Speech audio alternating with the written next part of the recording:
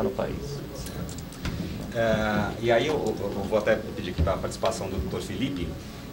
Ele estava comentando comigo ali nos bastidores, antes de entrar no ar, das dificuldades dos clientes estrangeiros ou, enfim, nacionais de fazer, por exemplo, importações e exportações no Brasil. Eu queria que ele falasse um pouquinho sobre esse assunto para a gente. Agradecer também o convite, né, cumprimentá-los. Hoje, o sistema de importação e exportação brasileiro, ele é muito regulamentado por normas que, às vezes, são as próprias autoridades aduaneiras que as fazem, né? E são normas muito dinâmicas, né? Então atendem demandas específicas e às vezes elas saem diante de um caso pontual. Então, hoje a gente vive uma onda de simplificação, né? O que a gente tem observado é que os Estados Unidos, depois do atentado, né, de 11 de setembro, e já um pouco antes, né, a Organização Mundial das Aduanas, né, eles já vinham num intuito de fazer uma interface entre os países e ter uma maior facilitação para você entrar e sair com os bens, né? O Brasil, ele ainda caminha nesse sentido, a gente ainda tem muita dificuldade para trazer bens e às vezes até para exportar bens, né? Apesar de ter uma desoneração para tudo que fosse sair daqui do Brasil, você ainda tem dificuldade em certas questões que não são muito claras pela legislação e que acaba, que nem o Robertson colocou, deixa o empresário estrangeiro com uma pulga atrás da orelha, né, de como é que ele vai enfrentar esse cenário. Agora, essa movimentação toda que está tendo na economia vai impactar numa intensa entrada e saída de mercadorias, né? E a gente tem prazos a cumprir, quer dizer, pelo menos no caso do pré-sal não, pré-sal é um negócio que demanda pesquisa, enfim, tem todo um processo, lógico que todo mundo vai querer acelerar, mas diferente da Copa e da Olimpíadas que a gente tem um prazo especificado. A legislação, nesse caso, digamos, essa morosidade, o chamado custo Brasil que a gente tem aqui, isso vai permitir que a gente consiga ter esses eventos a tempo? Qual a visão de vocês? Como é que a justiça pode ajudar ou atrapalhar aí nessa questão? Bom, hoje nós temos alguns regimes aduaneiros que permitem, né, atender a demanda da Copa e das Olimpíadas, aí, inclusive do pré-sal, né? Na questão do pré-sal, a gente tem um regime hoje que é o Repetro, que é um regime específico para quem explora oil and gas, né? Ele está extremamente vinculado às empresas que estão na 7ª região fiscal, que é Rio de Janeiro e Espírito Santo. E a gente também tem os regimes de admissão temporária e ex-tarifário, né? Então esses regimes poderiam, de uma certa forma, serem adaptados ou utilizados para essas demandas. O que vai precisar é um pouquinho de adaptações, né, para certas, por exemplo, habitualidades de exigências que a FIFA faz, de trazer mercadoria, né, e para ingresso de determinados bens, se vai vir com a suspensão total dos tributos ou se vai ser parcial, né, enfim, precisa de uma certa adequação ainda, né? Mas existem para o que já é o nosso dia a dia, que são as nossas operações normais, né? Então esses regimes eles vão precisar passar por atos específicos para esses eventos, para essas que nós estamos aguardando, né? Mas eu perguntaria para vocês, existe no sistema jurídico brasileiro um pensamento, pelo menos no caminho da simplificação, no caminho da facilitação desses processos todos? Como é que é? Por onde, digamos assim, anda o pensamento jurídico nacional, se é que eu posso dizer assim? Acho que a gente pode separar os eventos de Copa do Mundo, pré-sal e esse desenvolvimento da justiça como um todo, né? Eu falo em informatização, né, a desburocratização da justiça, enfim, todas essas coisas que são bastante discutidas aí. Em geral, isso é uma preocupação do Estado, né? O Estado já tem procurado melhorar toda essa infraestrutura de funcionamento do sistema, né? Essa questão da morosidade da justiça é algo que há muitos anos se ouve, se debate, atravessa mesmo todo o desenvolvimento do país, causa problema de investimento estrangeiro.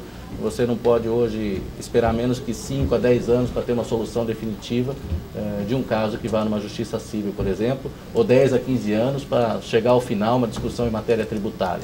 É algo realmente inaceitável. Então, existe uma preocupação que já vem de longa data. O judiciário tem se modernizado, tem sido feitos investimentos em tecnologia. Hoje é o processo digital, né? A Justiça do Trabalho, a Justiça Civil tem evoluído para isso, eliminando toda a papelada que envolve o processo. O nosso Código de Processo Civil também tem sido modernizado, né? Cada ano saem novas reformas do processo, simplificando o processo civil. O processo é muito burocrático no Brasil, com muitos recursos, muitas etapas de prova, e às vezes você nunca chega ao final desse caso, de tanta possibilidade de expansão que existem dentro de um processo. Então hoje tem cortado um pouco isso e tem facilitado e investido na modernização do judiciário. Além de mudança de lei, essa informatização da justiça é a parte mais importante. E ainda tem mais um elemento que precisa ser melhorado, que é o número de funcionários dedicados à justiça.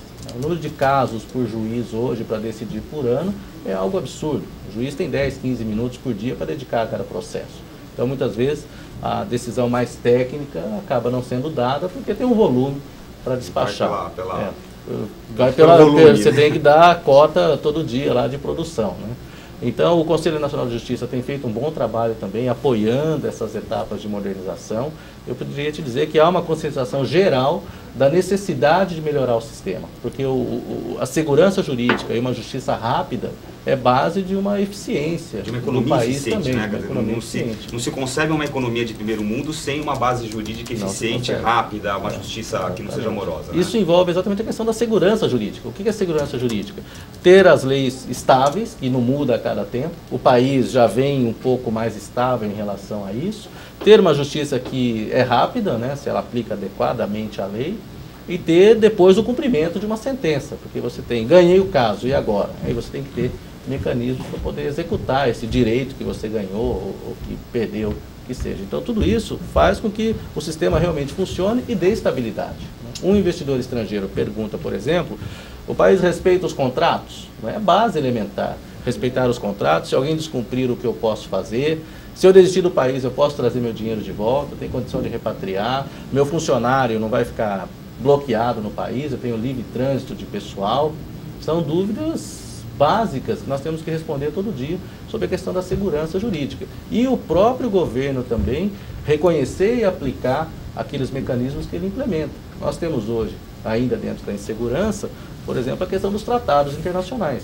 O Brasil é parte de vários tratados para evitar dupla tributação, mas muitas vezes a própria Receita Federal dá entendimento dela e vai contra um tratado, que é algo inaceitável em outros países. Se você tem um tratado, o tratado deveria estar acima de uma norma interna do país. Né? Exatamente, exatamente. E a Receita às vezes deixa de respeitar. Nós tivemos, por exemplo, o término do tratado Brasil e Alemanha, porque o Brasil não respeitava uma parte do tratado e a Alemanha entendia que deveria ser respeitado e terminou com um acordo entre os dois países. Algo que está dentro dessa insegurança jurídica que às vezes o país apresenta.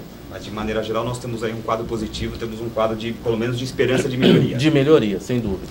Ok, como esse aqui é um programa interativo, temos aqui o Caetano Garcia, nosso parceiro aqui no chat. Como é que está o nosso chat? O pessoal está participando, Caetano? Tem sim. Primeiro, bom dia, sejam bem-vindos, Felipe e Robertson. Seguinte, Gilberto, eu estou aqui com o Paulo Taquito, que é sócio-diretor da Urban Systems, ele está no chat aqui com a gente. Primeiro, ele agradece a participação de vocês, manda um abraço. Obrigado. E ele faz a seguinte pergunta para vocês dois. Eventos como Fórmula 1 em São Paulo, com grande movimentação de equipes e importação de equipamentos, pode ser um exemplo a ser replicado nas outras cidades da Copa? Sim, perfeitamente, né? O regime que você usa para uma Fórmula 1 vai ser exatamente um regime que você vai adequar para uma Copa do Mundo, para uma Olimpíada, né? Os bens, eles vêm em um regime de admissão temporária, com suspensão total de tributo. Ele entra aqui no país, fica por um determinado período, por uma determinada finalidade, que é aquela competição esportiva, e depois ele é repatriado de volta, né, sem problema algum, né? Então, o que existe, talvez, é uma simplificação do que já tem hoje, numa tendência de você... porque talvez a Fórmula 1 é um evento grande, mas a Copa do Mundo ela vai ser muito maior. Então, vai precisar atender esse dinamismo, né, do ingresso de bens e pessoas, né? Que você, quando pensa no ingresso de pessoas, você vai pensar no turista, nas equipes de imprensa, nas confederações, né, nas empresas que vão vir para cá tentar explorar de alguma forma, que vão ser parceiros dos patrocinadores da FIFA. Então, precisa ser feita uma adequação para o volume que talvez seja muito maior do que do exemplo de uma Fórmula 1. Em termos de pessoal, por exemplo, quer dizer, muita gente de fora do exterior trabalhar aqui, mesmo temporariamente. Como é que a legislação funciona em relação a isso? É normal? Ele entra com visto de turista, profissional que vai trabalhar, como é que funciona isso?